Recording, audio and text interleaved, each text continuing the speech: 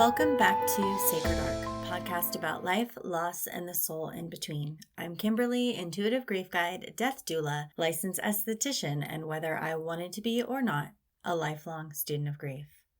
In this episode, we're going to be talking about forgiveness. Forgiveness is one of those words that sounds simple, but rarely feels that way in real life. Because when people talk about forgiveness, it's often framed as something clean, something peaceful, something that brings immediate relief. But a lot of the time, forgiveness is layered. It's complicated, it's emotional, and sometimes doesn't look like the way people expect it to at all. Forgiveness is not the same as saying what happened was okay. It's not excusing behavior, it's not minimizing your experience, and it's not pretending that something didn't affect you. Forgiveness is also not reconciliation. And I think that's where a lot of people get confused, because we've been taught that if you forgive someone, you should be able to let them back in, that it should restore the relationship. But those are two completely different things. Forgiveness is internal and reconnection is relational, and you can have one without the other. There are situations where forgiveness and distance exist together. And I think this is one of the most misunderstood parts of healing. Because we've been taught that forgiveness should look like softness, like openness, like letting someone back in. But sometimes the most honest form of forgiveness includes space. It includes separation. It includes recognizing that while something in you may have softened, your boundaries have strengthened. And those two things can coexist. You can reach a place where you no longer carry the same intensity or anger and still know very clearly, I don't feel safe here and this isn't aligned for me. Or maybe I don't want to re-enter this dynamic, and that doesn't make you cold, it makes you aware. Because forgiveness doesn't require proximity, it doesn't require access, and it doesn't require you to keep putting yourself in situations that cost you something.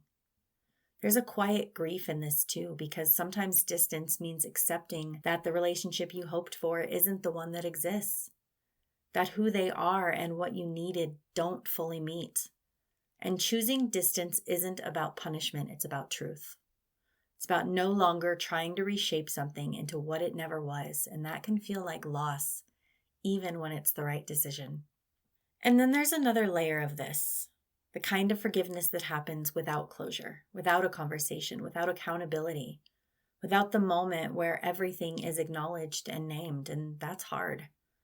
Because a part of us naturally wants resolution. We want to say what we didn't get to say. We want to be heard. We want the other person to understand. We want something that feels like completion. But sometimes that moment never comes. Sometimes the person isn't capable of having that conversation. Sometimes they deny, deflect, or minimize. And sometimes life moves on without giving you that space at all. So what do you do with that? Because the absence of closure can feel like something is still open, still unresolved. And this is where forgiveness becomes less about them and more about how you carry it. Because you don't get to control whether someone understands, but you do get to decide what you continue to hold, and that's not easy. Because part of what you're grieving is not just what happened, but the conversation that never did, the acknowledgement that never came, or the repair that never happened, and that absence is real. Forgiving someone who has died brings an entirely different layer into this, because now there's no possibility of resolution in the traditional sense.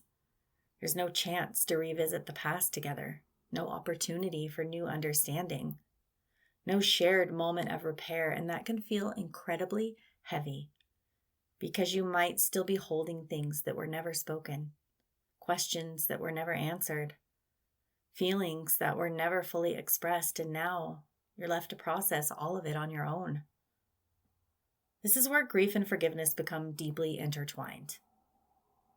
Because you're not just grieving the person, you're grieving the unfinished parts of the relationship. The things that didn't get resolved, the things that didn't get to evolve.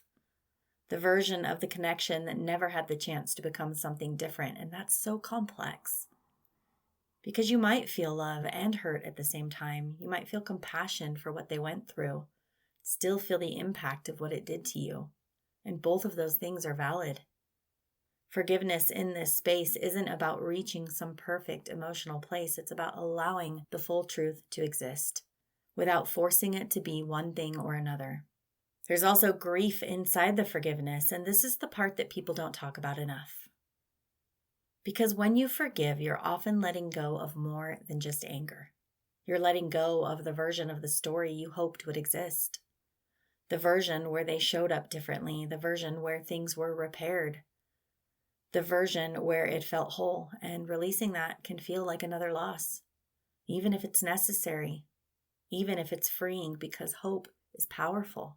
And sometimes we hold on to it long after reality has shown us something else. So forgiveness in many ways is the moment you begin to accept this is what it was. This is what it is, and it may never become something different.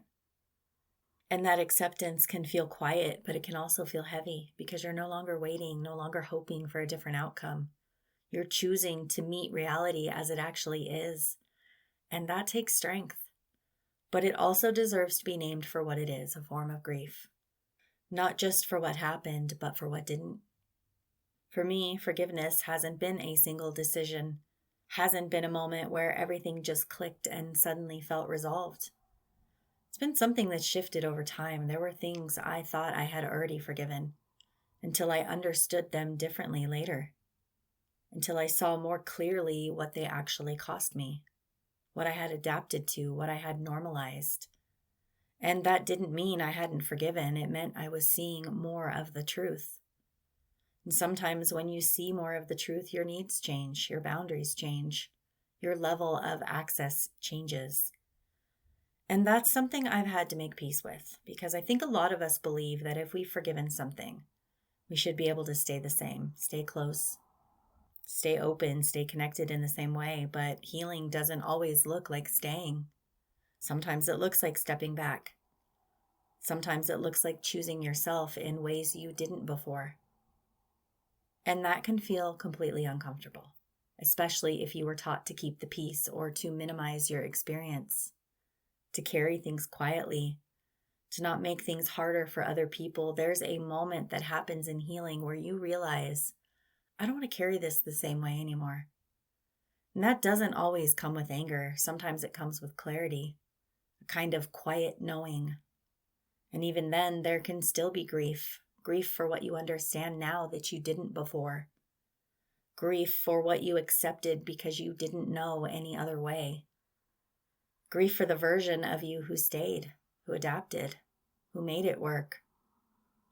And I think that's something I'm still learning, that forgiveness isn't about becoming someone who isn't affected anymore. It's about becoming someone who is more honest about what was real and what they need now. Sometimes forgiveness might look like letting yourself feel everything honestly, not skipping over the anger, not minimizing what hurt, but actually allowing the full truth of the relationship to exist. Because forgiveness that bypasses truth doesn't really hold. Sometimes it looks like writing what you never got to say, putting it somewhere outside of your body, a letter, a journal entry, even just words you speak out loud, not for them to hear, but for you to release what's been held. Sometimes it looks like separating who they were from what they did, recognizing that someone could have had their own pain, their own limitations, their own struggles, and still acknowledging that what happened to you mattered, that both can exist at the same time. Sometimes forgiveness looks like letting go of the need for a different ending, not because it didn't deserve one, but because holding on to that version can keep you stuck in something that can't be changed anymore, and that's a grief of its own. Sometimes forgiveness looks like choosing not to carry it the same way, not forgetting, not erasing, but deciding that it doesn't get to take up the same space in you that it once did. And sometimes forgiveness doesn't come all at once. Sometimes it comes in layers. You might think you've reached it, and then something new comes up later, a new understanding, a deeper realization, and you revisit it again. That doesn't mean you're doing it wrong. It means you're doing it honestly.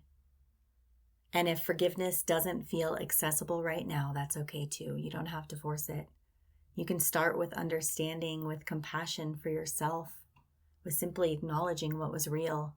Sometimes that's where healing actually begins. Forgiveness, especially after someone is gone, isn't about closure. It's about how you choose to live with what remains. Forgiveness doesn't have to look like reconnection. It doesn't have to look like access. It doesn't have to include a conversation, and it doesn't have to happen all at once. Sometimes it's quiet. Sometimes it's gradual. Sometimes it's simply the moment you realize you don't want to carry something the same way anymore. And if there's distance in that, that doesn't mean you failed. It means you've listened to yourself in a way that you couldn't before. And if there's still grief in it, that doesn't mean you're stuck. It means something mattered. It means there was love or hope or a version of something you once believed in. And letting go of that takes time. So if you're in a place where forgiveness feels complicated or incomplete or still evolving, you're not doing it wrong. You're in it. That's allowed to be messy. It's allowed to change. It's allowed to take as long as it takes.